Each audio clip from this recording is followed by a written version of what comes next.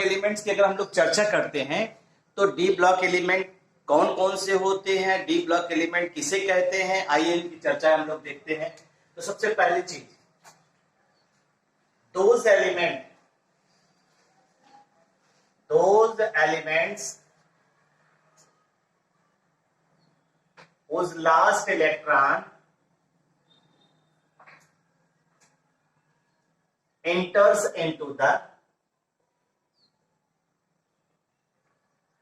any of 5 D box होते हैं ना, any of 5 डी ऑर्बिटल।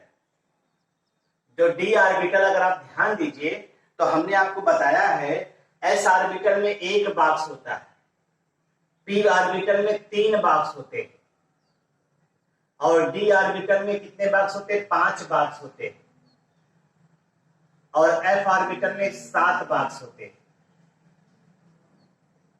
तो हम यहां पे आपसे क्या कह रहे हैं कि ऐसे एलिमेंट जिनका लास्ट इलेक्ट्रॉन इस 5 ऑर्बिटल्स में 1 2 3 4 5 इन 5 डी ऑर्बिटल में किसी में भी एंटर करे उसे हम लोग डी ब्लॉक एलिमेंट्स कहते हैं। यानी those element whose last electron enters into the d orbital 5 any of 5 d orbital that is called d block element। ये एक डेफिनेशन इसकी हुई। अब दूसरी डेफिनेशन देखिए, अगर आपको याद हो, आपने पीरियोडिक टेबल को अगर देखा होगा तो इसका एक जनरल फॉर्म ये जनरल फॉर्म पीरियोडिक टेबल का है। ये बीच में हो गया, इधर एस ब्लॉक हो गया, इधर पी ब्लॉक हो गया, बीच में डी ब्लॉक हो गया। अगर आपने पढ़ा होगा तो एस ब्लॉक के एलिमेंट को हम लोग मोर इलेक्ट्रो पॉजिटिव कहते हैं। हम लोग कल पढ़ चुके हैं, मोर इलेक्ट्रो पॉजिटिव कहते हैं। और इसे जो है इधर जितने भी एलिमेंट्स होते हैं पी ब्लॉक के, ये मोर इलेक्ट्रो निगेटिव होते हैं, मोर इलेक्ट्रो निगेटिव होते हैं। मोर इलेक्ट्रो निगेटिव यानी कि less electro positive, less electro positive.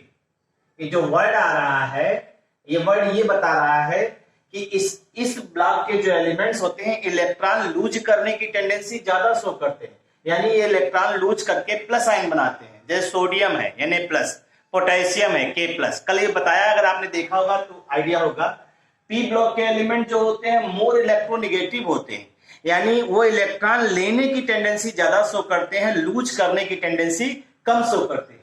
तो अगर आप ध्यान दीजिए, डी ब्लॉक का जो एलिमेंट है इन दोनों के बीच में वेरिएट कर रहा है। यानी इसकी दूसरी डेफिनेशन हम लोग कैसे डिफाइन कर सकते हैं, देखिए, those elements whose property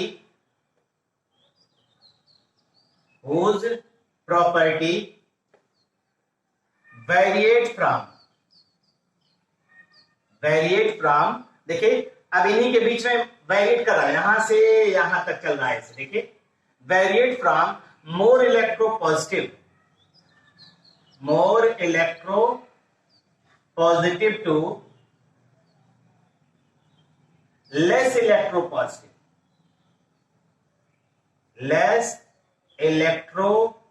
positive. यानी ऐसे एलिमेंट जिनकी प्रॉपर्टी इस यस और पी के बीच में वेरिएट कर रही है। तो यस को हम लोगों ने मोर इलेक्ट्रो पॉजिटिव कहा और पी को लेस इलेक्ट्रो पॉजिटिव कहा। तो ऐसे एलिमेंट जिनकी प्रॉपर्टी वेरिएट करती है, चेंज होती है, मोर इलेक्ट्रो पॉजिटिव और लेस इलेक्ट्रो पॉजिटिव के बीच में वेरिएट होती है, उसे हम लोग क्या कहते हैं, called D block element. D block elements ये कह सकते हैं। ठीक है भाई, ऐसे एलिमेंट जिनकी प्रॉपर्टी यहां वेरिएट करे उनकी हम लोग चर्चा कर रहे हैं। फिर और देखिए आप ध्यान से, नेक्स्ट डी ब्लॉक की डेफिनेशन और हम लोग ऑब्जर्व करेंगे। उसमें सबसे पहली चीज देखिए, डी ब्लॉक के एलिमेंट को हम लोग एक और नाम से जानते हैं, ट्रांजिशन एलिमेंट। ट्रांजिशन एलिमेंट कहते हैं। और ट्रांजिशन वर्ड की मीनिंग भी होती है टू चेंज। ट्रांजिशन वर्ड की मीनिंग भी होती है टू चेंज। और डिफाइन जो करा जाता है वो डिफाइन कैसे किया जाता है, देखिए कि ऐसे एलिमेंट, ये बहुत पूछा जाता है, इंपॉर्टेंट टॉपिक है, टर्म है, बहुत पूछा जाता है। इसमें कहा जाता है कि ट्रांजिशन एलिमेंट आप किसे कहते हैं? तो ऐसे एलिमेंट जिनका D orbital partially filled, D orbital partially filled हो, that is called transition element.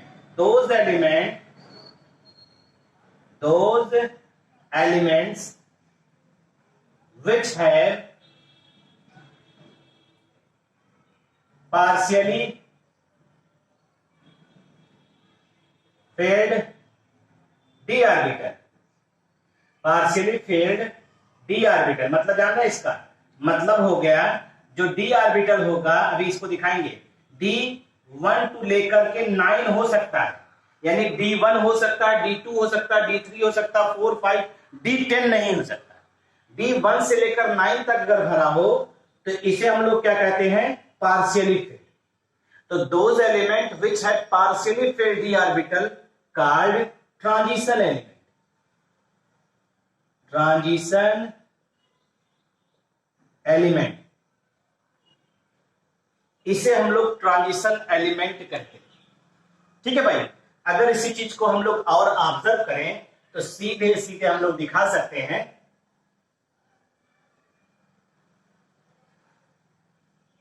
देखिए, जैसे हम चर्चा करते हैं तो ये हमें मालूम है कि जो डी ऑर्बिटल है, डी की बात कर रहे हैं, डी में मैक्सिमम कितने इलेक्ट्रॉन एकोमोडेट कर सकते हैं? एक बॉक्स में 2 इलेक्ट्रॉन।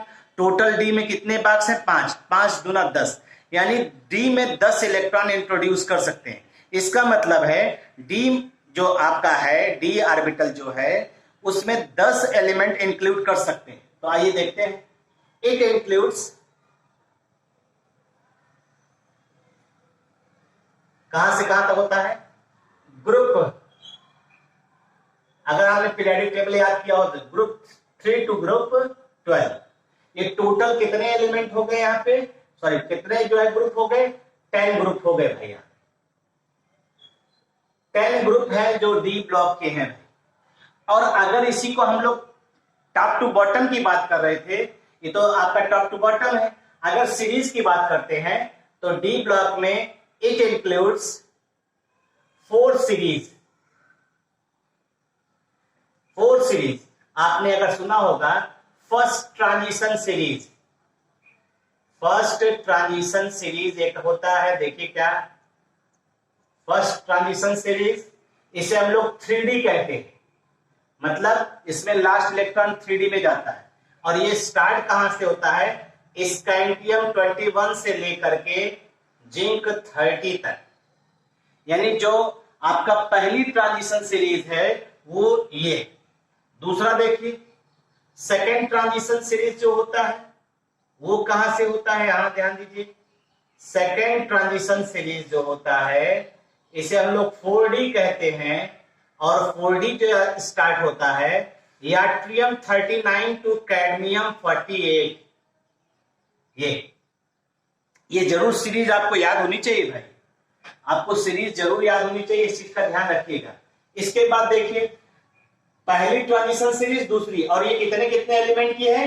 10 एलिमेंट होंगे इसमें भाई। एलिमेंट की संख्या कितनी होगी? 10। अब देखिए, थर्ड ट्रांजिशन सीरीज की बात कर रहे हैं, ये हो जाएगा थर्ड ट्रांजिशन सीरीज जो है ये कहां से स्टार्ट होती है? देखिए, याट्रियम हो गया, कैडमियम, अब इसके बाद है लैंथेनम 57 होता है। ठीक है भाई, इसी के बाद लिखा था एंड। एंड जानते हैं, एंड का मतलब है अब इसमें 14 एलिमेंट का सीरीज आती है, यहाँ पे 14 एलिमेंट की सीरीज आती है, जिसे आप लेंथेनाइट कहते हैं। अब ब्लॉक में हम लोग पढ़ेंगे इसको। And hafnium 72 to mercury 80। देखिए, थर्ड ट्रांजिशन सीरीज जो है वो कहां से कहां तक स्टार्ट होती है? Lanthanum 57 and hafnium 72 to mercury 80, ये है। और लास्ट जो सीरीज आती है फोर्थ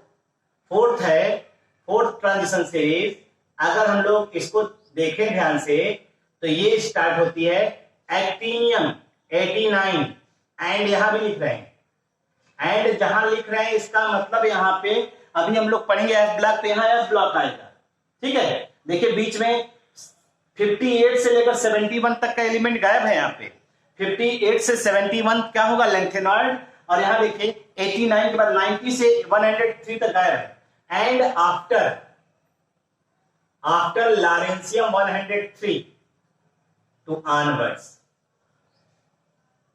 ये यानी यहां पे 14 देखिए 90 से 103 तक, भाई ये आफ्टर लॉरेंशियम कह रहा है ना, तो इसका मतलब है 90 से 103 तक बीच में एक्टिनाइड आएगा, और 58 से लेकर 71 तक क्या आएगा, लेंथेनॉइड आएगा। अभी इसको यह ब्लॉक पढ़ा जाएगा। तो ये आपकी चारों सीरीज हैं जिनको आप नॉर्मली ऑब्जर्व करते हैं। भाई इनको थोड़ा सा ध्यान रहना चाहिए आपको, अगर ध्यान रहे तो अच्छी बात है, नहीं तो कोई तब तो मामले पे गड़बड़ है।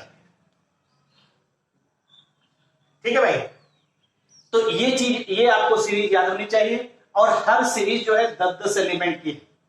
ठीक, तो इस तरह से 1 2 3 4 4 यानी लगभग 40 एलिमेंट्स हो गए। ठीक, एक क्वेश्चन इसी में डेवलप करता है। अगर आप क्वेश्चन देखिए इसी में, तो इसी में एक क्वेश्चन डेवलप कर जाता है, और वो क्वेश्चन क्या होता है, क्वेश्चन इंपॉर्टेंट भी है, इंपॉर्टेंट पॉइंट ऑफ व्यू से भी है। क्वेश्चन ये कहा जाता है, देखिएगा ध्यान से, ये जिंक, ये कैडमियम और ये मरकरी, जिंक कैडमियम और मरकरी के बारे में कहा जाता है why, zinc cadmium mercury are not considered as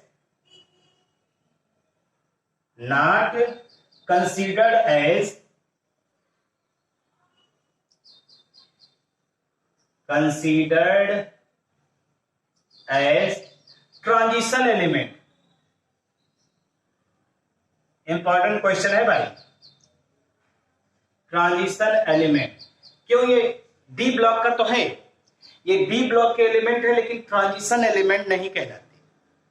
D block का एलिमेंट होने के बावजूद भी ट्रांजिशन एलिमेंट नहीं कहलाते। उसका कारण सिर्फ और सिर्फ यही है कि इनका, देखिए ट्रांजिशन एलिमेंट की डेफिनेशन अभी आपने पढ़ा, जिनका डी ऑर्बिटल पार्शियली फील्ड हो। और आप जानते हैं किसी भी सीरीज, जैसे ये सीरीज है ना, इस सीरीज का लास्ट मेंबर होगा तो यहाँ D10 हो जाएगा, यहाँ D10 हो जाएगा, यहाँ D10 हो जाएगा। D10 होगा तो वो ट्रांजिशन एलिमेंट काउंट नहीं करेगा। तो आप क्या कहेंगे, बिकॉज ऑल दीज एलिमेंट्स, बहुत सिंपल सा आंसर है भाई, all these elements have fulfilled n-1। अभी इसका मतलब भी आपको समझाएंगे क्या होता है n-1d,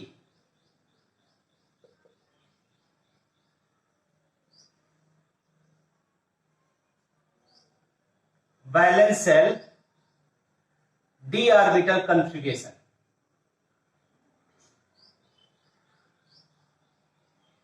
हमने क्या कहा, जो एलिमेंट्स हैं इन सभी में, जिंक में 3d10 आएगा, ठीक है, जिंक में 3d10 आएगा, कैडमियम में 4d10 आएगा, मरकरी में 5d10 आएगा, ये सब में d10 आएगा। और d10 आने की वजह से, जैसे हम देखिए जिंक में लास्ट में क्या आएगा जानते हैं, 3d10, आप अभी करेंगे तो देखिएगा।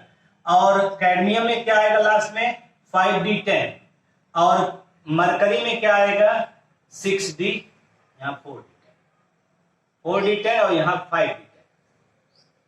यार इनका डी ऑर्बिटल लास्ट में भरा हुआ है, और जब डी ऑर्बिटल फुलफिल्ड है तो ये ट्रांजिशन एलिमेंट के रूप में कंसीडर्ड नहीं होंगे। डी ब्लॉक के एलिमेंट होंगे लेकिन ट्रांजिशन एलिमेंट के रूप में कंसीडर्ड ये नहीं कहलाएंगे। ठीक है भाई, ये है आपका। तो आइए अब इसकी प्रॉपर्टी हम लोग ऑब्जर्व करते हैं। ठीक है भाई, ये कुछ तो इनके बारे में था, तो आइए इनकी प्रॉपर्टी देखते हैं। इसको देख लीजिए, इसमें कहीं कोई क्वेरी करने लायक होगा तो इसको देख लीजिएगा, अभी बाद में बात किया जाएगा।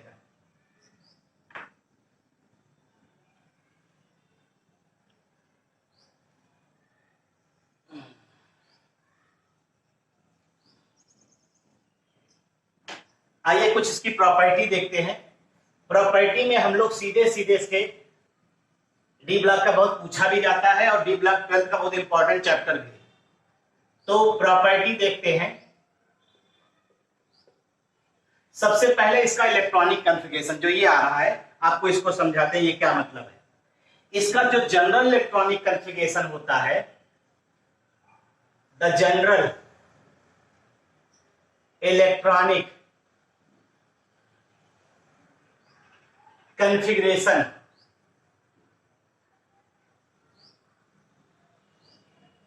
Of D block elements are, क्या होता है देखिए, जो जनरल इलेक्ट्रॉनिक कॉन्फ़िगरेशन होता है डी ब्लॉक एलिमेंट का, उसका देखिए फार्मूला क्या होता है, n-1 d 1 to 10 ns1r2। इसे हम लोग बोलते हैं बैलेंस सेल। बैलेंस सेल का मतलब लास्ट वाला, बैलेंस सेल, इसे क्या बोलते हैं, बैलेंस सेल। और बैलेंस सेल का मतलब सबसे बाहर वाला, और उससे एक पहले वाले सेल को हम लोग इसको बोलते हैं, इसे बोलते हैं penultimate shell. Penultimate shell, penultimate का मतलब होता है लास्ट बट वन, आखिरी वाले से एक पहले वाला, लास्ट बट वन। जैसे आप किसी बात करिए, जैसे आप गेम पसंद होगा, क्रिकेट आप खेले होंगे या क्रिकेट के बारे में सोचे होंगे, तो एक ओवर में 6 बाल होती है। छठी बाल को हम लोग बैलेंस बाल कहेंगे, और छठी से पहले वाली एक बाल कौन सी, पांचवी बाल, पांचवी बाल को कौन सी बाल बोलेंगे, पेनल्टीमेट बॉल। यानी जो बैलेंस सेल है उससे एक पहले वाले सेल को हम लोग क्या कहेंगे, पेनल्टीमेट सेल। और पेनल्टीमेट सेल में अगर इलेक्ट्रॉन इंटर करता है तो उसे भी हम लोग क्या कहते हैं, डी ब्लॉक एलिमेंट। अगर किसी भी एलिमेंट का इलेक्ट्रॉन पेनल्टीमेट सेल में इंटर करता है तो उसे भी हम लोग डी ब्लॉक एलिमेंट कहते हैं। जैसे देखिए, अगर हमने लिया स्कैंडियम, एक का दिखा रहे हैं आप, बाकी आप देखिएगा, स्कैंडियम, स्कैंडियम का एटॉमिक नंबर 21 होता है। अगर हम 21 है तो इसका नियरेस्ट नोबल गैस हमने बताया पीछे इलेक्ट्रॉनिक कॉन्फ़िगरेशन में, नियरेस्ट नोबल गैस कौन होगा, हीलियम के बाद नियान, नियान के बाद argon, argon nearest noble gas हो गया, आर्गन का एटॉमिक नंबर हो गया 18। और हमने बताया था इसका इलेक्ट्रॉनिक कॉन्फ़िगरेशन करते वक्त लास्ट में आप भर लेते हैं 4s2, ठीक है। तो n की वैल्यू यहां कितनी हो गई, 4, n की वैल्यू 4 हो गई ना, 1 या 2 आया इसमें ना, 2 आया है। और उसके बाद n-1 कर दीजिए, 4 - 1 बराबर कितना बचा, 3d, और 3d में 1 या 2 आएगा, तो पहला एलिमेंट है इसलिए यहां पे 1 ही आएगा। तो ये स्कैंडियम का इलेक्ट्रॉनिक कॉन्फ़िगरेशन हुआ, ये स्कैंडियम का इलेक्ट्रॉनिक कॉन्फ़िगरेशन हुआ।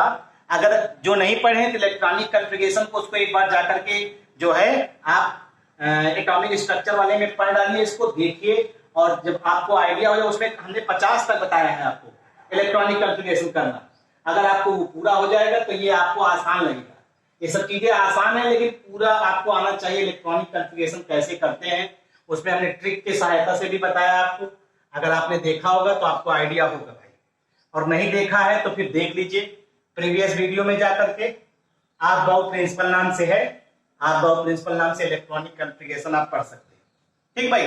तो ये आपका जो है आपका इलेक्ट्रॉनिक कॉन्फ़िगरेशन हुआ। दूसरा पॉइंट, जितने भी डी ब्लॉक के एलिमेंट्स होते हैं वो सब के सब जो है मेटल्स होते हैं, ये जानते ही, ये सब के सब हार्ड होते हैं, हार्ड होते हैं, मैलिएबल होते हैं।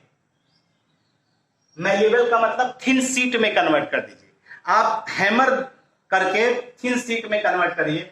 डक्टाइल होते हैं, ये हार्ड, मैलिएबल, डक्टाइल होते हैं डी ब्लॉक के एलिमेंट, और with high melting point and boiling point. आप जानते हैं मेटल्स हैं, मेटल्स के बीच में क्लोज पैकिंग पाई जाती है, क्लोज पैकिंग की वजह से इनके बीच का बॉन्ड मजबूत होता है, और मजबूत होने की वजह से इनके बीच का जो मेल्टिंग और बॉइलिंग पॉइंट है वो हाई होता है। दूसरी अगर हम लोग बात करते हैं, ये good conductor of heat and electricity होते हैं, गुड कंडक्टर ऑफ, 4 प्रॉपर्टी आपको याद करना, ये ध्यान रखिएगा। Good conductor of heat and electricity. इसमें मोबाइल इलेक्ट्रॉन मतलब इलेक्ट्रॉन पाए जाते हैं। इलेक्ट्रॉन पाए जाने की वजह से ये good conductor of heat and electricity होता है, ये आपने बताया इसको।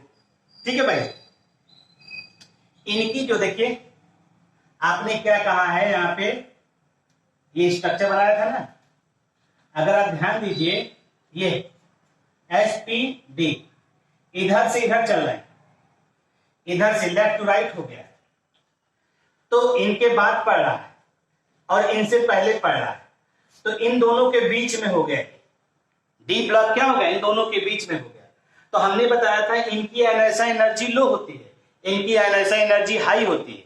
आयोनाइजेशन एनर्जी बताया था किसी भी एलिमेंट के वैलेंस शेल से इलेक्ट्रॉन निकालने में जितनी ऊर्जा लगती है, जितनी एनर्जी लगती है, उसी को आपने आयोनाइजेशन एनर्जी कहा। तो अगर आप ध्यान दीजिए यहां पे, तो आयोनाइजेशन एनर्जी इसकी क्या होगी? इंटरमीडिएट होगी। यानी डी ब्लॉक है, डी ब्लॉक एलिमेंट्स है इंटरमीडिएट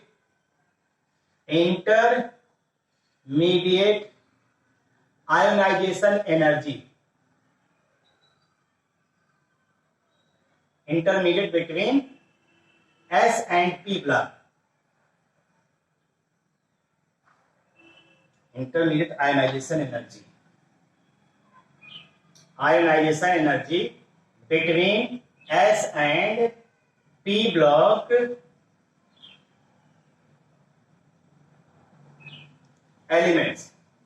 यानी इनकी जो आयोनाइजेशन एनर्जी है वो क्या होगी? इंटरमीडिएट होगी। किसकी? इन दोनों की इंटरमीडिएट इसकी होगी, क्योंकि ये इंटरमीडिएट दिखाई भी दे रहा है आपको। अगर ये इंटरमीडिएट दिखाई दे रहा है तो आयोनाइजेशन एनर्जी इंटरमीडिएट होना भी चाहिए। अगर हम लोग इसी को और देखें आगे, आपको मालूम है, अगर आपको आइडिया ना हो, आपने एक टर्म सुना होगा कैटलिस्ट। कैटलिस्ट सुना होगा। कैटलिस्ट जो किसी की केमिकल रिएक्शन की स्पीड को क्या करता है? बूस्ट करता है। जितने भी कैटलिस्ट आपने सुने होंगे 99% जो होते हैं वो डी ब्लॉक के एलिमेंट। ये इसकी एक मेन प्रॉपर्टी है, हम लोग इसे कहते हैं। तो डी ब्लॉक के एलिमेंट जो होते हैं, mostly D block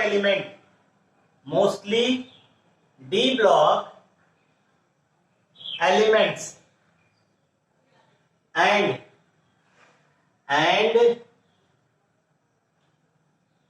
their compounds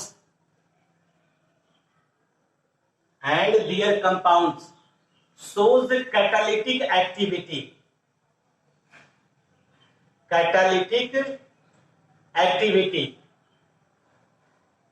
जैसे सुनिए, आपने सुना होगा बहुत से रिएक्शन, कहीं प्लेटिनम कैटलिस्ट होता है, कहीं आयरन कैटलिस्ट होता है, कहीं जिंक कैटलिस्ट होता है। ठीक है भाई, कहीं कॉपर कैटलिस्ट होता है, कहीं Au कैटलिस्ट होता है, कहीं Ag कैटलिस्ट होता है। अगर आप कंपाउंड की बात करिए, आपने सुना होगा MnO2 कैटलिस्ट होता है, Cl2O7 2- कैटलिस्ट होता है। ठीक है भाई, वेनेडियम पेंटाऑक्साइड कैटलिस्ट होता है। ठीक, ये तमाम ऐसे ये सब कंपाउंड हो गए और ये सब क्या हो गए? एलिमेंट्स हो गए। ये जो डी ब्लॉक के एलिमेंट्स हैं ये कैटालिटिक एक्टिविटी शो कर रहे हैं। ये ध्यान दीजिएगा इस चीज को कि डी ब्लॉक के एलिमेंट या उसके कंपाउंड, और इसका कारण अगर आपसे पूछा जाए तो इसका कारण सिर्फ और सिर्फ एक लाइन है, due two variable oxidation state.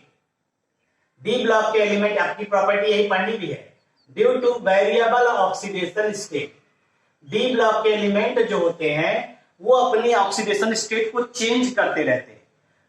ठीक है भाई, ये नेक्स्ट प्रॉपर्टी भी इसकी यही होगी कि डी ब्लॉक के element variable oxidation state show करते हैं।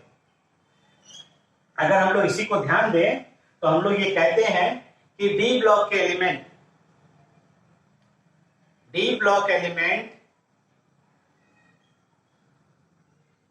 shows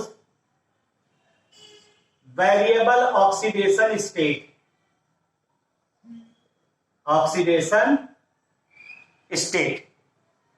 अगर वेरिएबल ऑक्सीडेशन स्टेट की हम लोग बात करते हैं क्या होता है ये भी समझ लीजिए।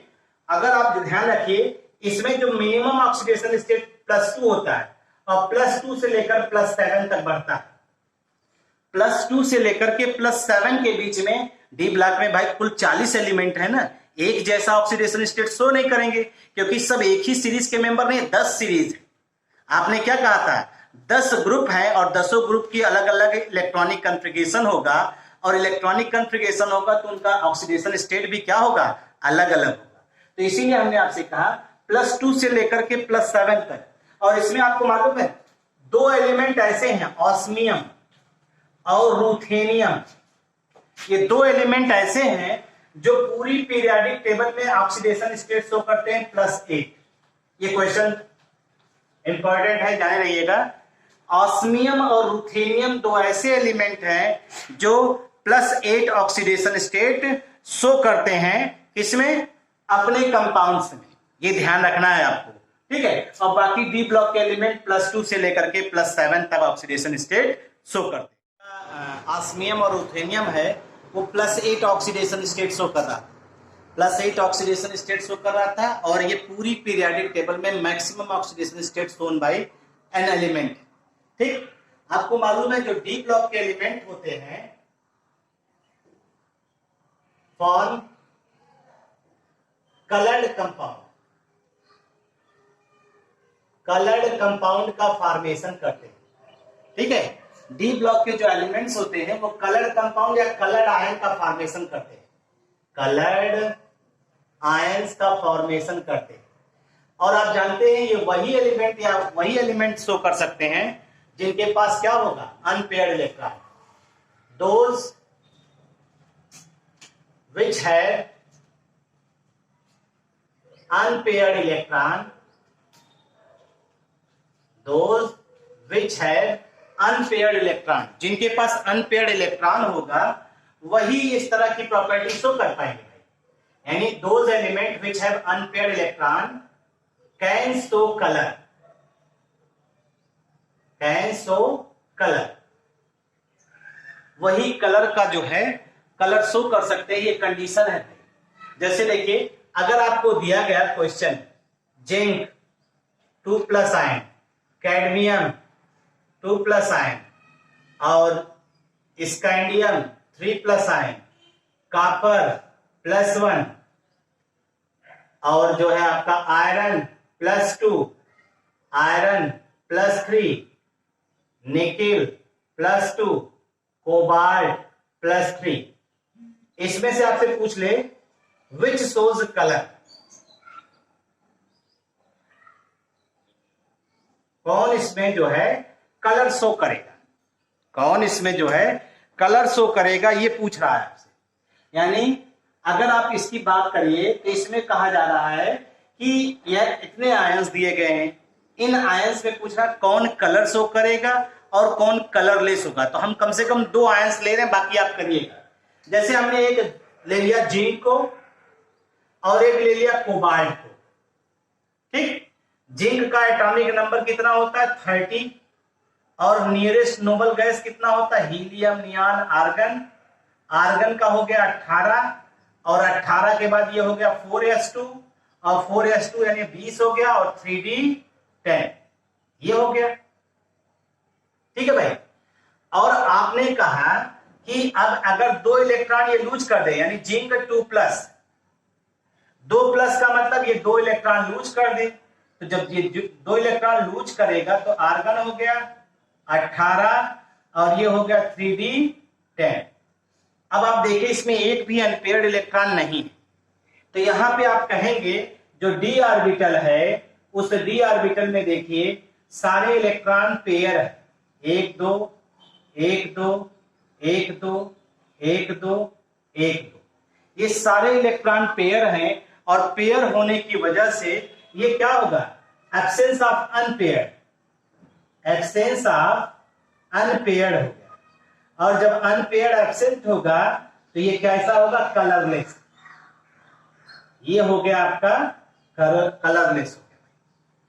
Due to absence of unpaired electron ये डी ब्लॉक के जो एलिमेंट्स हैं वो कैसे हो जाएंगे, कलरलेस हो जाएंगे। ठीक। अगर अब दूसरा हमने एलिमेंट कहा आपसे, दूसरा कौन सा एलिमेंट है? दूसरा एलिमेंट हमने लिया था कोबाल्ट, कहा था ना आपसे। तो कोबाल्ट का एटॉमिक नंबर कितना होता है? कोबाल्ट 27। कोबाल्ट 27। तो कोबाल्ट का नियरेस्ट नोबल गैस कौन सा हो जाएगा? आर्गन। आर्गन 18 हो गया। 18 के बाद 4s2 लास्ट में तो फिक्स है, और 18 तो 20, यानी ये हो गया 3d7। 3d7 कह रहे हैं। अब इसके बाद आपने कहा कोबाल्ट पे चार्ज कितना है? +3।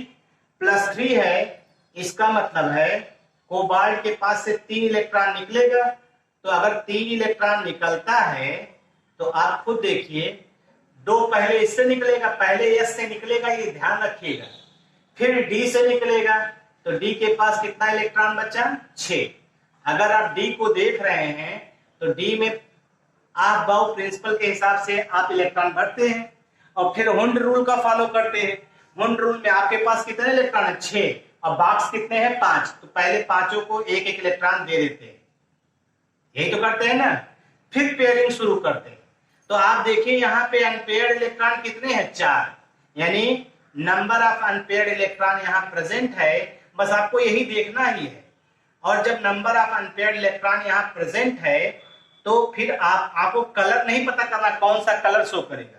तो ये कैसा हो जाएगा? कलर हो जाएगा, यानी ये कलर्ड आयन हो जाएगा। सीधे सीधे यही आपको निकालना है। तो इतने ढेर सारे हमने आयन लिखे हुए हैं, इसमें आपको ऐसे ही सेलेक्ट करके कौन कलर्ड है कौन कलरलेस है ये आपको बताना है। और ये आप बता देंगे तो आइडिया हो जाएगा आपको। आप इसको जो है कमेंट बॉक्स में ही चाहे बताइएगा, बाद में ही बता दीजिए, कोई दिक्कत नहीं, लेकिन इसको देखिए आप इस तरह से निकालना है। बाकी हमने ये दोनों बता दिया आपको। अब उसके बाद इसका आप निकालिएगा, इसका आप निकालिए, इसका आप निकालिए, इसका आप निकालिए, इसका आप निकालिए, निकाल करके आप इसे को एक्सप्लेन कर सकते हैं। और ये जो आपने कहा ना, ऐसे ही एलिमेंट कलर कंपाउंड या कलर आयन बनाएंगे जिसके पास है अनपेयर्ड इलेक्ट्रॉन। किसमें? इन डी ऑर्बिटल। इन डी ऑर्बिटल की बात हो रही है। डी ऑर्बिटल में जिसके पास अनपेयर्ड इलेक्ट्रॉन होंगे वही कलर्ड आयन या कलर्ड कंपाउंड का फॉर्मेशन करेंगे, और कोई भी element coloured ion coloured compound का फॉर्मेशन यहाँ पे नहीं करता है भाई, ये ध्यान रखिएगा। ठीक है भाई। अगर हम इसी चीज को ऑब्जर्व करें तो यहाँ पे देख लिया, हो गया भाई, इसको हटा रहे हैं।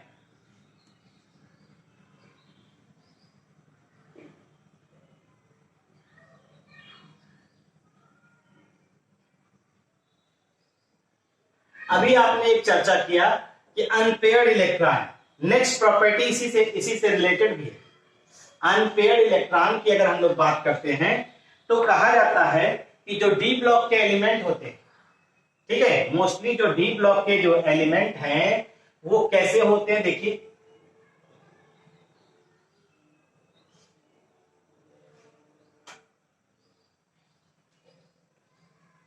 डी ब्लॉक के एलिमेंट जो होते हैं ये आप जानते हैं, due to the mostly D block element, mostly D block element, mostly D block element जो होते हैं ये पैरामैग्नेटिक इन नेचर होते हैं। पैरामैग्नेटिक इन नेचर होते हैं भाई। पैरामैग्नेटिक इन नेचर का मतलब क्या होता है ये भी समझिए। पैरामैग्नेटिक का मतलब होता है जो मैग्नेट के द्वारा अट्रैक्ट कर लीजिए, अपनी तरफ खींच लिए जाए, ठीक है, attracted by the magnetic field, attracted by the magnetic field. और ये क्यों होता है? Due to presence of unpaired electron. देखिए अनपेयर्ड इलेक्ट्रॉन से ये भी प्रॉपर्टी रिलेट कर रही है, due to presence of unpaired electron. अगर अनपेयर्ड इलेक्ट्रॉन है तो एलिमेंट कैसा बिहेवियर शो करेगा? पैरामैग्नेटिक। इसका मतलब है पैरामैग्नेटिक बिहेवियर जो है वो डायरेक्टली डिपेंड कर रहा है किस पे? Number of unpaired electron, number of unpaired electron. आप जानते हैं कुछ एलिमेंट्स, कुछ मेटल्स जो होते हैं, सब मेटल्स, अगर हम लोग इसकी बात करें तो some metals exhibit diamagnetism, यानी डायामैग्नेटिक बिहेवियर भी शो करते हैं। डायामैग्नेटिक बिहेवियर, और डायामैग्नेटिक बिहेवियर किस वजह से जानते हैं? क्योंकि कुछ ऐसे भी एलिमेंट्स आपने ऑब्जर्व किए जिसमें पेयर्ड इलेक्ट्रॉन पाए जाएंगे। तो ये diamagnetic behaviour due to presence of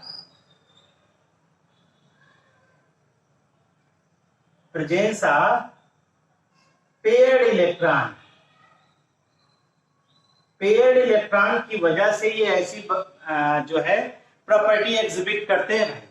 और आप जानते हैं डायमैग्नेटिक का मतलब repel by the magnetic field, repel by the magnetic field. ये मैग्नेटिक फील्ड के द्वारा जो है रिपेल, अपने से दूर भगा दिए जाते हैं। ठीक है, तो मोस्टली जो है हमने लिखा ना, मोस्टली अधिकतर डी ब्लॉक के एलिमेंट जो होते हैं वो पैरामैग्नेटिक होते हैं, कुछ जो होते हैं वो डायामैग्नेटिक प्रॉपर्टी भी शो करते हैं, जिनको नॉर्मली आप ऑब्जर्व करते हैं। ठीक है भाई, आइए आगे देखते हैं इसकी प्रॉपर्टी।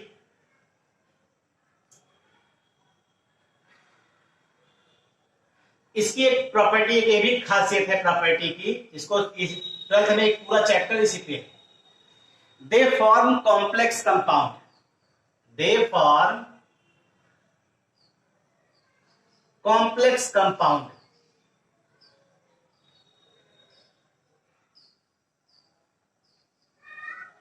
डी ब्लॉक के एलिमेंट्स की ये टेंडेंसी होती है कॉम्प्लेक्स कंपाउंड का फॉर्मेशन करते हैं। अब कॉम्प्लेक्स कंपाउंड दिमाग में आएगा क्या है? कॉम्प्लेक्स कंपाउंड का मतलब है कि एक ऐसा ग्रुप मेटल से जुड़ता है जो अपना ही इलेक्ट्रॉन मेटल को देता है। जैसे अगर हम आपसे जुड़ रहे हैं तो हम अपनी तरफ से आपको एनर्जी दे रहे हैं, आपको ये समझाने का प्रयास कर रहे हैं कि अगर आपको हमारी बात समझ में आएगी तो आप हमसे जुड़ रहे हैं, अगर आपको हमसे हमारी बात नहीं समझ में आएगी तो फिर हमसे जुड़ने का कोई औचित्य नहीं रहता है। तो वही चीज है, जब कोई भी मेटल है उस मेटल से कोई ग्रुप जुड़ता है तो वो ग्रुप अपना इलेक्ट्रॉन पेयर मेटल को देता है, और मेटल क्या करता है, उसके पास डी ऑर्बिटल होता है, क्योंकि डी ब्लॉक का एलिमेंट है ना, डी ऑर्बिटल होता है, उस डी ऑर्बिटल में उस इलेक्ट्रॉन को एकोमोडेट करता है, और उसके बाद उनके बीच में बॉन्डिंग बनती है, और इस बॉन्डिंग की वजह से ये कॉम्प्लेक्स कंपाउंड बनाने की बहुत ही ज्यादा टेंडेंसी शो करता है। 12th में पूरा एक चैप्टर इसी कोऑर्डिनेशन केमिस्ट्री नाम से ही, कोऑर्डिनेशन केमिस्ट्री नाम से है, और बहुत इंटरेस्टिंग और बहुत अच्छा चैप्टर भी है। तो अगर हम लोग कहें तो कॉम्प्लेक्स कंपाउंड को ही हम लोग दूसरा नाम अभी बोल दिया है, कोऑर्डिनेशन कंपाउंड। इसी का दूसरा नाम ये भी होता है कोऑर्डिनेशन कंपाउंड। और ये इसका एग्जाम्पल अगर देखिए, आपने देखा भी होगा, ये सब इसी में आते हैं, NiCO4, FeCN6,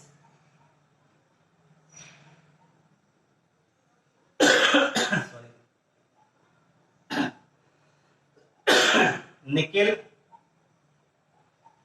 H2O6, 3+।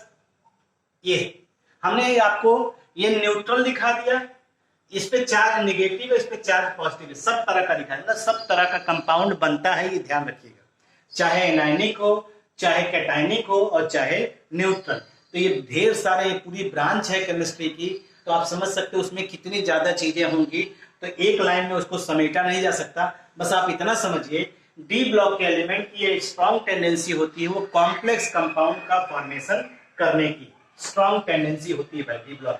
ठीक है भाई, अगर हम लोग इसी में और देखें, आपने सुना होगा एलॉय, मिक्सचर ऑफ मेटल्स। जब मेटल्स को आपस में मिक्स किया जाता है तो एलॉय का फॉर्मेशन होता है। तो डी ब्लॉक के एलिमेंट्स की ये भी स्ट्रॉन्ग टेंडेंसी होती है, यानी डी ब्लॉक एलिमेंट्स है strong tendency to form alloy. Alloy का फॉर्मेशन होता है, जैसे हम बहुत सिंपल सा एक एग्जांपल लेते हैं, आप बाकी देखिएगा। ब्रास सुना होगा, ब्रास, ब्रास के बर्तन बनते हैं, ब्रास। ब्रास जो होता है ये एलॉय होता है, alloy of zinc and copper. आप जानते हैं जिंक और कॉपर को मिक्स कर दीजिए, और इसको बनाते कैसे, आप हल्का दोनों मेटल को लीजिए, दोनों मेटल को मेल्ट करिए, मेल्ट करने के बाद मिक्स करिए, और मिक्स करने पर जो कंपोजिशन तैयार होगा, एक परसेंटेज से कंपोजिशन तैयार करते हैं, और वो जो कंपोजिशन तैयार होता है उसी को एलॉय कहते हैं। ठीक है भाई, यहाँ पे तो यहाँ पे इस तरह का, जैसे आपने देखा ना डी ब्लॉक के एलिमेंट मान लीजिए इस तरह से है, ये एलिमेंट्स है मेटल्स। ठीक है भाई, अब इसी में आप जो है मान लीजिए ये जिंक का मेटल है, तो कहीं कॉपर का सेट हो जाए, कहीं कॉपर का सेट हो जाए, वो टोटल वॉल्यूम का परसेंटेज फिक्स होता है, उसी के हिसाब से अरेंज होते हैं। तो जिंक और कॉपर का जो मिक्सचर तैयार होता है, तो उसी को हम लोग क्या कहते हैं, एलॉय कहते हैं, और इस एलॉय का नाम क्या होता है, ब्रास। आपने सुना भी होगा यहाँ पे। ठीक है भाई,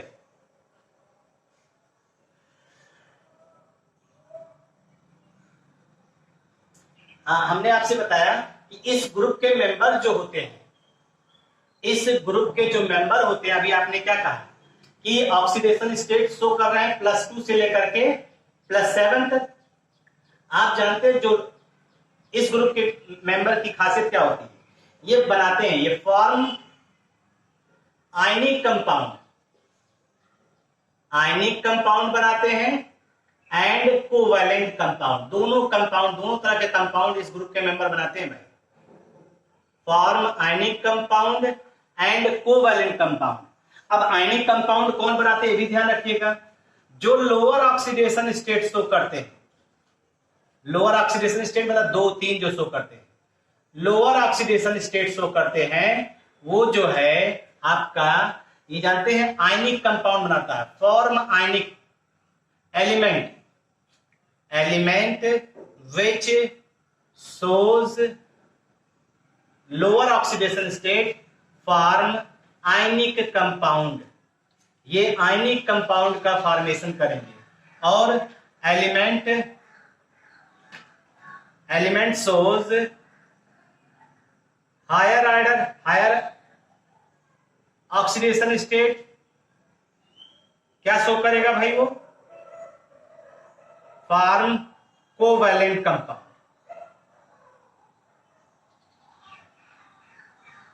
फॉर्म कोवैलेंट कंपाउंड। ये सीधा सीधा आप इसको ऑब्जर्व कर सकते हैं भाई। ठीक है भाई, तो ये कुछ आपके property of D block element थे। हमने कम से कम इसमें 10 से 12 प्रॉपर्टी बताई, और ये पूरी पीरियोडिक टेबल का सबसे इंपॉर्टेंट ब्लॉक भी होता है। ठीक है भाई, तो आप इनके बारे में पढ़ डालिए, इसको इतना पढ़ डालिए, बाकी की बातें जो है नेक्स्ट डे हम लोग उसके बाद आप पूछ सकते हो।